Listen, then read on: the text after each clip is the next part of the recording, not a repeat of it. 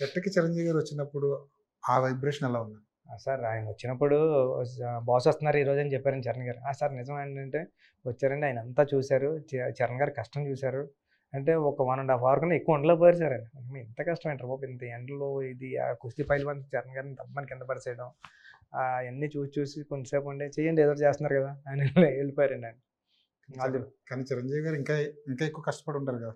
ఆ! ఆయన టైంలో. సార్ ఫాదర్ ఎంత కష్టపడినా కొడుకు కష్టపడుతుంటే చూడలేడు కదండీ! ఓ ఫాదర్ అరే! అనిపిస్తది అంతదండి. మనం ఎంత కష్టపడినా మన పిల్లలు కష్టపడుతుంటే ఆ ఫీలింగ్. కానీ ఆయన ఒకటి చెప్పారండి. మీరు ఎంత కష్టపడితే ఎంత ఆర్గానిక్‌గా ఈ కష్టం అంతా మీదని తెలిస్తే ఆడియన్స్ ఫీల్ అవుతాడో మీరు చెప్పక్కర్లేదు దాన్ని. ఆ స్క్రీన్‌లో అటాచ్‌మెంట్ వస్తది. మీరు ఫేక్ చేస్తే ఆడియన్స్ కూడా ఫేక్‌గానే ఉంటాడని ఆ రోజు చెప్పారండి చిరంజీవి సార్. మీరు అన్నది కరెక్ట్ పాయింట్ అండి. కష్టపడండి అని వెళ్ళిపోయారు అంతే. సెట్‌కి చిరంజీవి గారు వచ్చినప్పుడు ఆ వైబ్రేషన్ ఎలా ఉంది? సార్ ఆయన వచ్చినప్పుడు బాస్ వస్తున్నారు ఈరోజు అని చెప్పారండి చరణ్ గారు. సార్ నిజం ఏంటంటే వచ్చారండి. ఆయన అంతా చూసారు. చరణ్ గారి కష్టం చూసారు.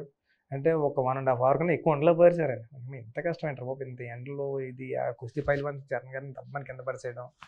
అయన్నీ చూసి చూసి కొంచెంసేపు ఉండి చేయండి ఏదో ఒకటి చేస్తున్నారు కదా! అని వెళ్ళిపోయారండి ఆయన. అది కానీ చిరంజీవి గారు ఇంకా ఇంకా ఎక్కువ కష్టపడి ఉంటారు కదా!